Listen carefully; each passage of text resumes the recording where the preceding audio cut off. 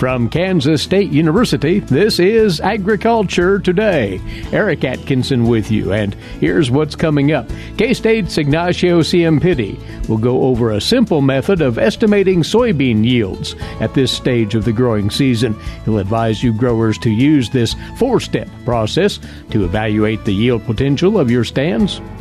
Then K-State's Nathan Hendricks and Whitney Bowman will talk about their new analysis of the volatility of Kansas farm incomes over time.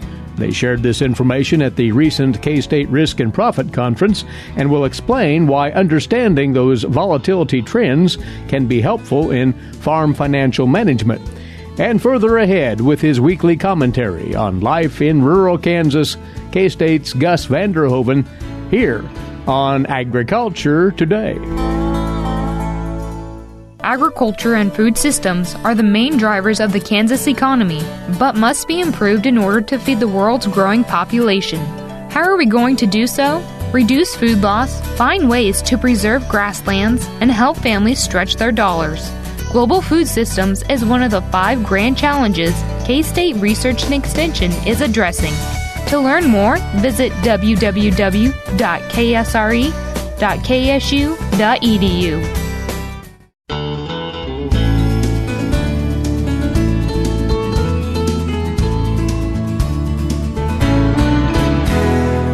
We're glad to have you along for this Agriculture Today. We are forging ahead ever so steadily toward the latter stages of the soybean production season. You producers are, of course, anxious as to the likely yield output of your stands, and there are ways of getting a good read on that even at this point of the season, and we want to cover those methods today with Ignacio Ciampitti alongside once more, crop production and cropping systems specialist with K-State Research and Extension. Before we talk of estimating soybean yield potential, though, Ignacio, just your general observations on the conditions you're seeing out there. Pretty decent soybeans for the most part, aren't they? Yeah, I mean, as always, thanks, Eric, for the invitation. I think that if you look at across the state, soybeans are looking good. We have in the last, I would say, 3 to 4 weeks, several hail events in many multiple places, northeast, northwest, south central. So far, if we are not affected by that, which in some fields was affected, I mean, then soybeans are looking pretty good. The challenge is we are just in the initial moment of the what we call the critical period for soybeans, which is seed filling. So, I mean, we have from here in some of those fields to the next, I would say, 4 or 5 weeks, this will be one of the key aspects, I mean, governing changes on yields. And the crop is running still behind. That has not changed. The crop is running behind. If you look at the heat units during the summer were not sufficient to overcome. I mean, even the late planted, and then we are just at the mercy of the weather again. So is this a good time to take a read on soybean yield potential, or are we too early? In some places, we are a little bit too early. I'm always saying if you're looking, I mean, and the exercise of yield potential is just as the definition of the article mentioned is yield potential, which basically gives you a very brief and rough idea of potential yield. The next 4 or 5 weeks really define yields. And define yields, and in some places define 30 to 40% of your yields. So if we are entering into the seed filling, so we start seeing those pods and those small seeds, very tiny, that is a moment that we can start getting some good idea of what could be my potential yield.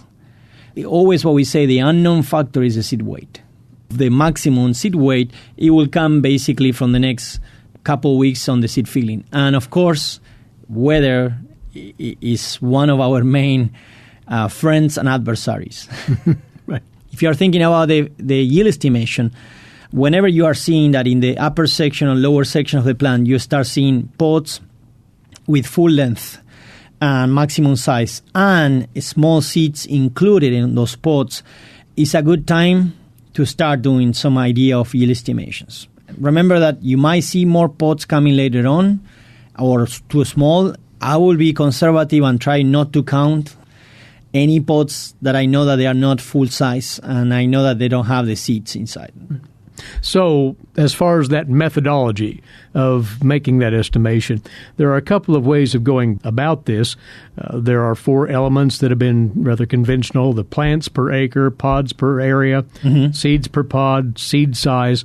You've been promoting a simplified version of this in recent years, and this works rather handily, you think, in providing a decent estimation. Yeah, and again, the goal is to get a rough idea of what is the potential yield. If we go back to what estimates are we do in corn, and then we look at 17.5 feet, and then we look at counting all the years, and so if we try to do that exercise on soybeans, I think that we will do 1 or 2 spots in the field and we will quit. I mean, in such a length of an area on soybean fields, we have maybe 1,000 plants. It's too demanding. It's too demanding, too many plants. So, I mean, we need to focus on something that we can, I think, that do 2 things. One, push us to go to different areas of the field so we can look at the variability. And 2, give us a quick sample of what's going on in those areas. An aggregated sample of what's going on of your entire field. And again, it's important to do this because if we cannot capture the field variability, or if we do the yield estimation in one section of the field, we will really focus our estimations on being too biased towards best yields. And this simplified approach, it really is simplified because we are focusing on a very small area. 21 inches. 21 inches, exactly. And why 21 inches is because, I mean, that area we are expecting to have 1 or 10,000 of an acre. So let's say that a farmer was using this year a seeding rate of 120,000 seeds per acre. So, and then the final number of plants that he got after this wet spring probably was 90,000. On 90,000 plants per acre, on 21 inches, we might find only 9 plants on a 30-inch row spacing. Okay, so if you have a narrow row, so we need to then do 2 sections of 21 inches to get the same number of plants. Okay, but 9 plants, if you think about this, 9 plants doesn't seem too big. I will just look at maybe the 10 or 20 samples that I did and saying, what was my range of plants? I mean, if it was between 8 and 11, you know that in maybe around the field you have around maybe 100,000 plants because your final number might be close to 10 plants in 21 inches. Okay, and then second components, I want to get an estimate of the number of pods per plant. In this situation, by counting, for example, following this example, only 9 plants, I think that is quite simple. It's manageable anyway. Yes. There is another component also that is the number of seeds per pod. Right. And the full seed stage is the moment that those seeds are really filling the entire cavities. The challenge is if we're not at that moment, if you have very tiny seeds, you might need to make some estimates on that component. That number of seeds per pod can range from 2 to 4.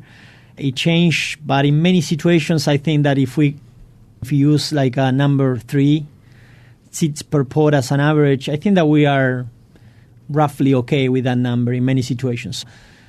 So we talk about total number of plants, we discuss about pods per plant, and then now the number of seeds per pod.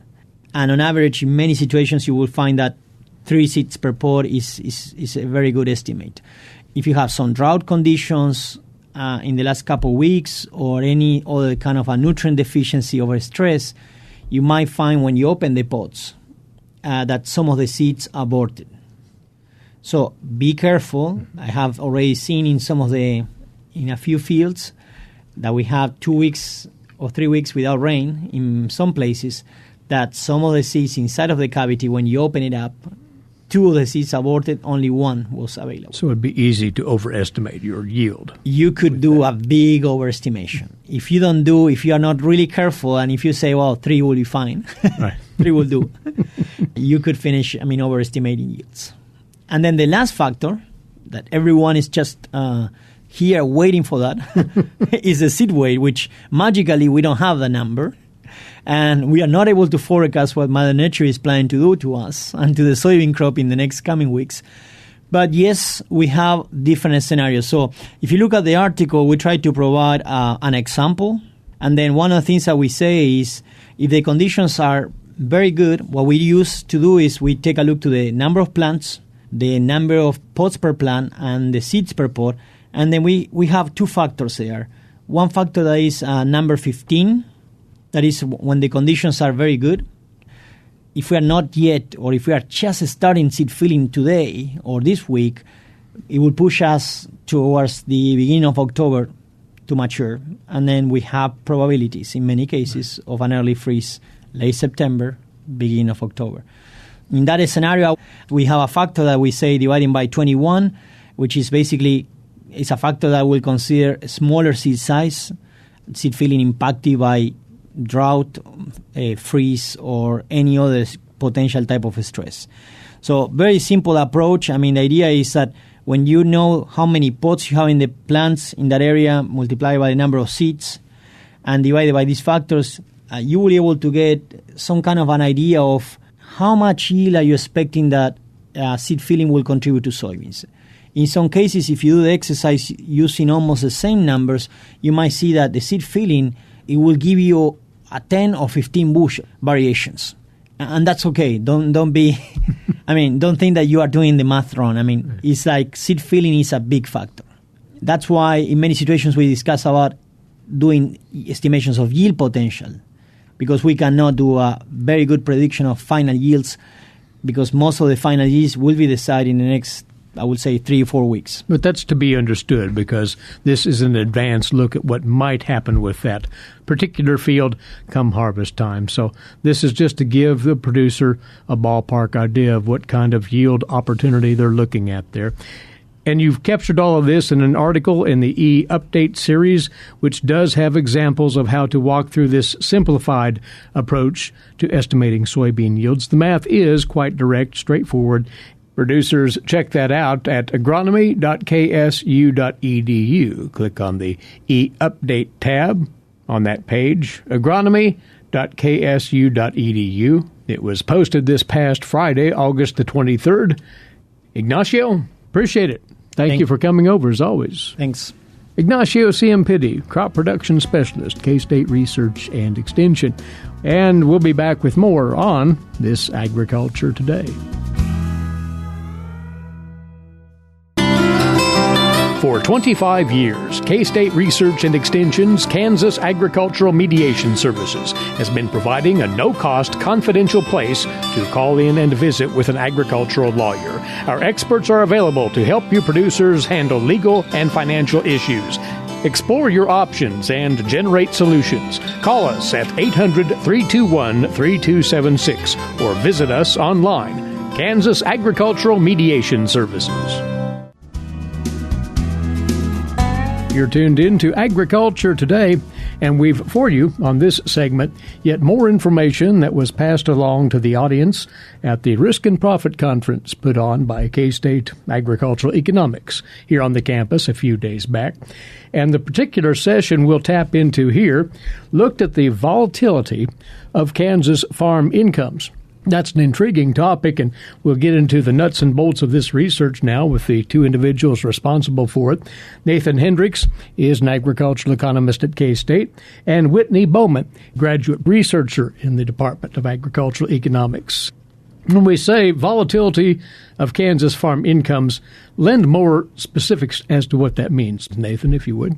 Yeah, so we're looking at not just the average income, but how incomes vary over time, and in particular trying to measure that variation, the risk in income relative to the average profit, so that we can compare that over time and across farmers.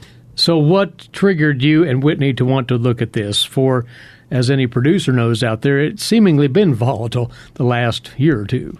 Yeah, I mean, certainly farm incomes, there's a lot of concern about volatility in farm incomes due to weather. Prices are highly volatile, and a lot of government programs are motivated from the idea of trying to reduce income volatility. And not only average income over a long period matters, but volatility matters in terms of being able to repay loans on a short-term basis. So how do you measure volatility in lay terms? How would you describe that, Whitney? We just define it as risk over profit, or risk relative to profit. Mm-hmm. And identifying risk, then, what are the approaches you take? We define risk as just a standard deviation of net farm income, and then relative to that farm's average net farm income. So it's a rather involved mathematical formula that gets into the root of this, and we won't dwell on that. But you tried to look at this various ways as to that volatility and how it does vary by gross income. Talk more about some of the things you uncovered here, Whitney. Well, you noticed that there were some differences among farm types. We used USDA farm size classifications, and so we had small farms whose primary occupation was off-farm, small farms whose primary occupation was full-time farming, mid-sized farms, and large farms. And there were some interesting differences among small farms whose primary occupation was off-farm. Often they had more volatile net farm income than farms whose primary occupation was farming.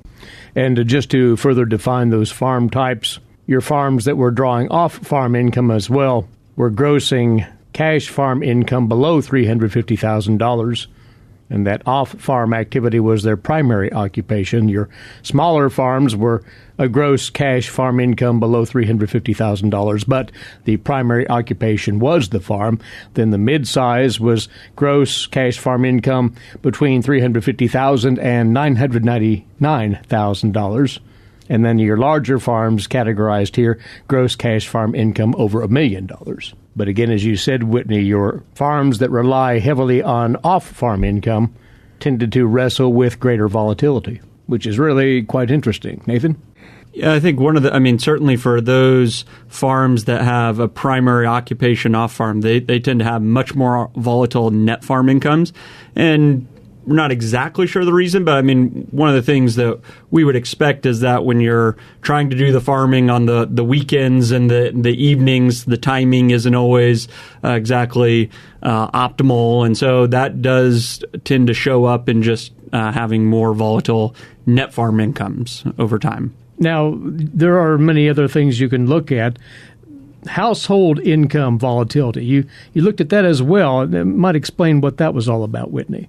We used a similar measure like we did for the net farm income volatility, so risk relative to the household income. And so we did that on a cash basis, and we did that on an accrual basis as well. And what did you find out on volatility trends there? There's some differences in farms that specialize into crop production and those that specialize into livestock production. Farms that specialize into livestock production tended to have more volatile household income as well as farm income on both a cash and accrual basis. And farms that specialize into crop production tended to have less volatile income on the household and farm level on a cash basis. And that breaks it down then into enterprises on the farm or ranch. And Nathan, as you and Whitney looked at this, when you compare livestock to crops, why would one be more volatile than the other? Yeah, I'm not 100% sure. One possibility is that government programs there's more opportunity for some government programs in crop production, and so those could be smoothing income over time. So that could be reducing the volatility in crop producers. But it could be just simply that livestock producers face prices that tend to be more volatile and have less ability to, certainly they have less ability to store over time and do some of the things that can smooth income on a cash basis. And by the way, we didn't mention earlier, should have, this is all based upon Kansas Farm Management Association data, correct? That's correct. Over several years' time? Yeah, so we go back to the late 70s with what variables we can. Sometimes there weren't measures available until the early 2000s, but at least we can go back at least 15 years or more. Now, something else you looked at here, Whitney, volatility differences geographically around the state of Kansas. Try to come up with comparisons there. What did you discover on that end of it? Well, there weren't as many statistically significant differences as maybe we thought. We oftentimes think of the weather out west being a bit more volatile, but interestingly, the farm income volatility didn't necessarily show that across the state. And that, again, begs for explanation. And anything come to mind as to that consistency across the state? Yeah, it could be that crop insurance really helps reduce that volatility out west, where they're going to be paying more in premiums relative to the value of the crops because they are in a riskier environment, but that crop insurance could be help smoothing their income. And they're covering more acres in western Kansas, and so might just be they can still store crops over time in such a way that they're not necessarily any more volatile in income-wise. You looked at this two different ways, as you've hinted at, Whitney, and that is on a cash basis and on an accrual basis. Is that right? And why did you make that distinction? We really were just curious if there's different ways of farmers are able to smooth out that income over time, or they manage different types of management, and was it different for different types of specialization as well? Are farmers able to manage that and smooth it out over time? And there's a lot of data here, but distilling it down, what is the take-home from this particular effort? And as far as the volatility trends on our farms and ranches in Kansas, what can we really take away from this? Nathan? Yeah, I think there's a few things. One is that in general, volatility is lower than it was back in the 80s when we were in the farm financial crisis. So it is a little bit lower, although starting from 2015, these have been a bit more volatile years than when you were looking from 2010 to 2015. So volatility has taken a bit of an uptick. The other is there can be some pretty substantial differences in volatility across farms. And so there are different farms that are able to manage that volatility differently. I think future work is to really try to get at exactly what mechanisms they're using to manage that volatility and to try to be able to reduce that. And we, in particular, we see some farms are able to reduce their volatility a lot on a cash basis versus accrual. And so understanding, how a farmer can better smooth their income over time, especially on a cash basis, I think is important. And some are doing it better than others, it looks like, in the data. And there are multiple tools for managing volatility. Crop insurance, for instance, marketing strategies, all of it fits together then, right? That's right. Exactly. All of those need to be looked at as ways to reduce volatility. And Whitney, you and Nathan were looking back at volatility, but projecting forward, one would suspect that we'll have volatility in farm and ranch management for some time to come. Do you have any thoughts on that? It does seem to be the nature of the business. And Nathan, how would you like farmers to absorb this information and as far as their management is concerned, just being aware of the levels of volatility and how they might mitigate those better? Yeah, I think, just understanding that volatility, not only to just think about average income, but also be thinking about that volatility and managing that volatility, those changes in income over time. There are ways to reduce that volatility and really think about strategies they can do in order to reduce that volatility. Well, this is all captured in the presentation that is now archived on the agmanager.info website from the Risk and Profit Conference. It's simply titled Volatility of Kansas Farm Incomes. It's a brand new analysis that our guests have put together, and we appreciate you giving us a quick summary of it right here, Nathan. And Whitney, thank you for your time. Thank you. Thanks. Nathan Hendricks, agricultural economist at K-State and a graduate researcher in the Agricultural Economics Department at Kansas State University. Whitney Bowman, authoring this work, which was once again featured as one of the breakout session presentations at the Risk and Profit Conference last week here on the Kansas State University campus. Have you ever thought about where your food comes from? If you're thinking the grocery store, think again. Facts show that the American farmer feeds more than 129 people. They are continually increasing and improving their operations. A wide variety of crops and livestock are grown in Kansas as well as the United States, providing food to your dinner plate. Next time you see a farmer or rancher, thank them. For more information, contact K-State Research and Extension. Coming to you from the campus of Kansas State University, this is Agriculture Today. Eric Atkinson with you. On over now to today's agricultural news headlines for you, these courtesy in part of DTN. USDA Secretary Sonny Perdue delivered a strong rejection of the Environmental Protection Agency's claim that small refinery exemptions are having zero impact on corn ethanol producers. I would refute the comment, said the Secretary, as a negative impact on ethanol production from the waivers. He said that the EPA likes to point to export totals of ethanol production, which is good and healthy in his words, as they argue the waivers are not hurting ethanol producers. While welcoming ethanol exports, the Secretary stated, again quoting, the demand destruction over domestic usage has been affected by the small refinery waivers. Perdue pointed out that with a 15 billion gallon mandate for conventional ethanol, every time a waiver is issued, they decrease the obligation, which decreases corn use, and that decreases ethanol capacity for the American producer, in his words. Now, the Secretary cited a need to boost the infrastructure for E15 fuel as one way to help offset the small refiner exemptions. Farm bankruptcy filings in the year through June up 13% from 2018, and loan delinquency rates are on the rise. This all according to the American Farm Bureau. Challenging growing season, low prices, the liberal use of the renewable fuel standard waivers, and trade policy are straining the ag sector, according to the Farm Bureau. President Trump signed into law a measure that would more than triple the debt cap on Chapter 12 bankruptcy to $10 million.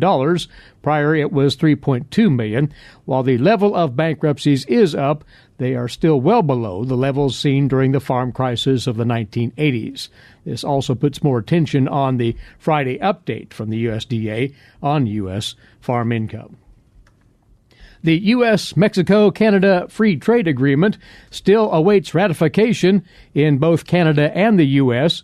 One USDA official says he thinks that the Congress will bring the agreement up for debate within the next 3 or 4 months. Here's more from the USDA's Gary Crawford. Congress comes back in session in a couple of weeks. One issue for lawmakers, among many, ratification of the U.S.-Mexico trade agreement, the USMCA, and whether to even bring it up for a vote. I think we've had 28 different governors step forward and call for a vote on USMCA because they see the benefits. Undersecretary of Agriculture Greg Ibaugh told us under that agreement, Canada's Class 7 dairy pricing policies, which basically shut out U.S. products from the Canadian market, those policies would end, and so the agreement will increase access, especially for our northern states. And he says it would gradually increase access to the Canadian market for U.S. wheat, eggs, and poultry products. Now, Mexico has already ratified the agreement. Canada reportedly waiting to see if the U.S. Congress will take it up. Greg Ibaugh says with all the support for the agreement being expressed now, he thinks Congress will vote on it as to when. Before the end of the year.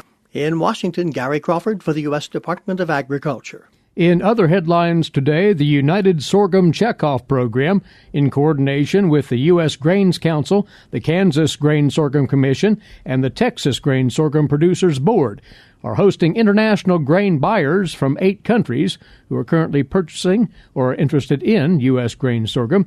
The Export Sorghum event, as it's called, a one-day educational conference in Dallas, where buyers will be learning more about sorghum markets, trade opportunities, contract negotiation, logistics, and U.S. sorghum production. Now, following that conference, several teams will be touring parts of the U.S. to experience sorghum production and the value chain firsthand while developing relationships with U.S. sorghum farmers and suppliers. U.S. Grains Council President and CEO Ryan LeGrand says that the Council is pleased to be working with the United Sorghum Checkoff Program to develop those relationships that promise to improve the flow of sorghum globally for U.S. farmers, in his words. Export Sorghum is centered around creating networking opportunities while providing buyers with information to help them make grain sorghum the choice for their feed grain solutions. And Kansas Sorghum Executive Director Jesse McCurry added, quoting him here, "We appreciate all of our buyers from around the world and the increasing opportunities we have to help customers understand the exciting possibilities of sorghum." Well, the Flint Hills Beef Fest is a celebration of the region's grass cattle industry. Sam Capone takes a look here at the winners from the cattle contests at this year's event. Steers owned by G&J Meats Farm and Ranch of Leroy and heifers owned by Arndt Farms of Emporia were the winners of grand awards at Flint Hills Beef Fest in Emporia. The awards are based on the best combined finish in the Grass Futurity and Livestocker Show. The G&J Meats Farm and Ranch entry also won the steer division of the Livestocker Show. Second place was a pen of steers owned by Derbyshire Farms of Hartford, with cattle owned by Anderson Ranch of Alma winning third. Hahn Ranch of Fall River had the champion pen of 3 in the heifer division of the Livestocker Show. Spring Creek Ranch of Cassidy owned the second place pen of heifers, followed by the Grand Award-winning entry from Art Farms of Emporia in third. Entries in the Beef Fest Grass Futurity were on pasture from April 30th through August 16th. Cattle were ranked by the greatest adjusted gain on grass. Anderson Ranch of Alma had the champion pen of 3 in the steer division of the Grass Futurity, with cattle gaining 2.35 pounds per day. The Grand Award-winning steers from G&J Meats Farm and Ranch won second in the Grass Futurity, gaining 2.2 pounds per day. A pen of steers from Putnam Farms of Emporia finished third with an average daily gain on grass of 2.07 pounds. The heifer Grass Futurity was won by the Grand Award-winning pen from Art Farms of Emporia with an average daily gain of 2.64 pounds. Loomis Ranch of Council Grove owned the second-place Grass Futurity heifers, which gained 2.54 pounds per day. Third place in the heifer division was a pen from Spring Creek Ranch at Cassidy that gained 2.47 pounds per day. A total of 111 steers and 102 heifers competed in the Beef Fest Grass Futurity and Live Show. I'm Sam Capone. And an upcoming calendar item for you. The Department of Agronomy here at K-State is teaming up with several partners, including the Soil Health Partnership, Kansas Corn, Palin Family Farms, and Kansas Wheat, to host a Soil Health Field Day this coming Tuesday, September the 3rd. This will be split between 2 locations in Mitchell County, north-central Kansas, starting at 10 o'clock at the Mike Jordan Farm near Beloit, and then at 11:50 later that morning at Palin Family Farms near Glen Elder. Topics to be featured: no-till management, soil microbiology, nutrient management, and crop diversity. For more information and to register for this special event, go to kscorn.com/soilhealth, kscorn.com/soilhealth. You're listening to Agriculture Today. Legal and financial concerns surround the day-to-day management of the agricultural industry. Producers, ag creditors, and USDA agencies rely on Kansas Agricultural Mediation Services. If you've received an adverse decision from the USDA or have an ag credit concern, call today, 800-321-3276, or visit us online, Kansas Agricultural Mediation Services, exploring options, generating solutions. This is Agriculture Today. Stop, look, and listen. Somewhere I have a postcard of the face of Amelia Earhart with leather helmet and scarf plowed and planted in a field. That's Gus Vanderhoeven of Kansas State University with comment on life in rural Kansas. The August 15th edition of the Manhattan Mercury had a story with a photograph about crop art. It was an article of a young Kansas farmer who planted a PowerCat logo in his cornfield. I cut the article out and placed it in the book by George Gester titled Amber Waves of Grain, American Farmlands from Above. I have stuffed several notes in the front of that book. There are several articles describing the field artwork done by Stan Hurd. Stan Hurd grew up on a farm when older tractors, plows, cutting discs were used to plant crops. He used equipment to sketch giant images into the earth. When planted with crops, flowers, and other prairie grasses, the work grew over the season into full-colored giant earth paintings or pictures up to 160 acres in size. There was the famous sunflower still life done in 1986 on 20 acres near Lawrence. It is fascinating to see. Somewhere I have a postcard of the face of Amelia Earhart with leather helmet and scarf plowed and planted into a field. It's very well done and is one of my favorites because of the details. Just imagine working the soil to bring what was first drawn and planted on paper, set in a grid. Then the grid, the square set out on the large field, and then the soil prepared. Actually, I expect the soil to be prepared first, but the detailing will be done with the squares to get it all right. From the photos I've seen, it was done right. It's art and work, a tremendous amount of work, a labor of love. Step back for a moment. You've done all the prep work. You've sown the seeds, different seeds and plants, and then there is the waiting. Yes, seeds are sprouting, and as my good friend Chuck Marr used to say, after sowing vegetables, stand back, here they come. You expect it all to germinate and come, and it should. But remember, you are painting with nature, rain, wind, and sunshine. I've watched farmers check on their recently sown fields. Is it coming up? Annika and I would look at all our newly planted brome fields. We would bend down and look against the setting sun and watch the new brome come up like a stubble on an unshaven face. Coming back to the article I read about a farmer who recently planted the Power Cat logo, I remember planting a small field of oats as a young guy in the old country. It was a small field, and I sowed the grain by hand, using the flat grain bucket attached across my shoulders with a band. While stepping forward with the steady rhythm, I sowed with one hand, with broad movement, spreading the seed evenly as I walked along, forward in a straight row.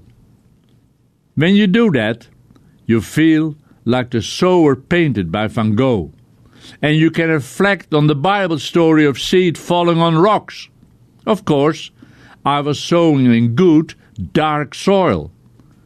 Afterwards, I would harrow it with a one horse and over the seed gently guiding the old harrow. Those kind of harrows, wooden harrows, are now hanging on the wall of country restaurants and are for sale in antique stores in the country, as are the old milk cans. It all came to me, and I remembered when I read of the young farmer, a K-State graduate, who used precision agriculture technology to plant hybrids of corn in the shape of the K-State Power Cat, which, as the article says, at 2,000 feet wide, may be the largest version ever made of the logo. But what intrigues me, the farmer who did this used computer technology and, as I understand it, programmed the seeder through the system that at the right moment the different colored corn would be dropped by the planter. He did not circle, twist and turn to get the configuration just right. And looking at the photo, it is just right. Apparently the corn tassels provided the needed contrast to create the Power Cat's image. It is the fact that he drove straight rows, row after row, covering the field with the planter, which I find amazing. The technology is for sowing into different types of soil, where different seeds may perform better instead of sowing one type of selected seed on a field with diverse soil. We read the soil, and accordingly then we plant. That way, a diverse field can produce to maximum productivity, hoping for a good growing season. I've seen the sowing of grain from all stages. The sowing by hand, the one-horse pull drill, to the large tractor-pulled equipment getting larger and larger with fold-out sides, to computer-controlled in-tractor office with air conditioning. And there will be more changes. There will be better varieties and improved machinery. It will not stop. Maybe someday we will just send a tractor to the field with the seeder while farmers meet downtown at a coffee shop or talk to their banker. Maybe. But there's one thing which won't change: our soils. We better treat them with utmost respect. Gus Vander Hoeven of Kansas State University with his weekly commentary on life in rural Kansas. And with that, our Wednesday edition comes to a close. As always, thanks for being along with us. Eric Atkinson here. This has been Agriculture Today over the K-State Radio Network.